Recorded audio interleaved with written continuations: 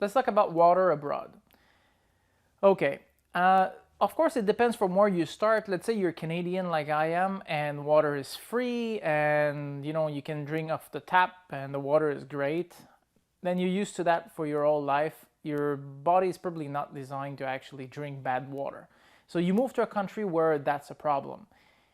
What you should do to protect yourself? Okay, first of all, ice cube could be contaminated. Don't think that because they are actually frozen, like the water actually killed all the bacteria. That's not the case. So basically, that's an issue. So if you're not used to that, you can just go to Mexico and get what we call the turista. Basically, you'll have I'm not going to say you're going to go all the way to very, very deadly diseases, okay, and stuff like that is going to last you a lifetime, but it could scrap your holiday. If you're there for a week and you're sick 3 days, that's a problem. It happened to me actually when I was in Lebanon, and here's the photo of that one. That's the water, okay, and seriously, it's yellow like hell. I didn't really think about it. I just brushed my teeth. Don't forget, at the time I used to live in Lebanon, so that was kind of a bit creepy because we're leaving the country. The last month we're in a hotel, so we're like, oh, okay, let's go travel all over the Middle East.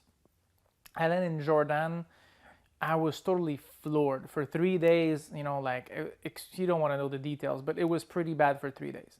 So, walking up the mountains and stuff when you're really sick, that's an issue. So what I recommend is always brush your teeth with bottled water. Most of the time, the bottled water will be fine. Yes, okay, there are some horror shows where in some countries the tap water is actually used and bottled and something like that. That's fine. You cannot really know. But try to get reputable companies or companies that they're good, or at least the locals say that these are good companies. When I was in Lebanon, I used to order from Nestle. They're delivered every week to the door. That's not an issue. In Philippines, it's the same thing with another brand, but at least we knew that the water was a good quality water. So that's the first thing. The second thing is you're gonna see a lot of people selling water on the street, especially when it's very, very hot.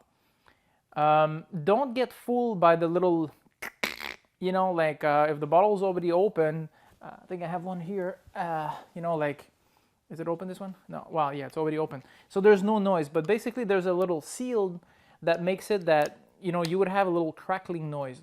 This can actually be fixed, okay? In a lot of countries, they know how to do it. They use solder iron, and they will just basically put a few little touches, which actually melt the plastic again, and they're gonna be feeling like they're sealed again, but the water could be totally bad. So street vendors, I would not do it. Buy your water from a convenience store. Anyway, sometimes it's so cheap. These are like 30 cents, 20 cents anywhere else in the world, right? So it doesn't really matter. So that's the kind of thing that you want to be a bit aware of. Other than that, I think you should be fine. Don't worry about, if you're in Europe, mostly these kind of issues are not a problem whatsoever. But in the Middle East, in Asia, short of Japan, really be careful.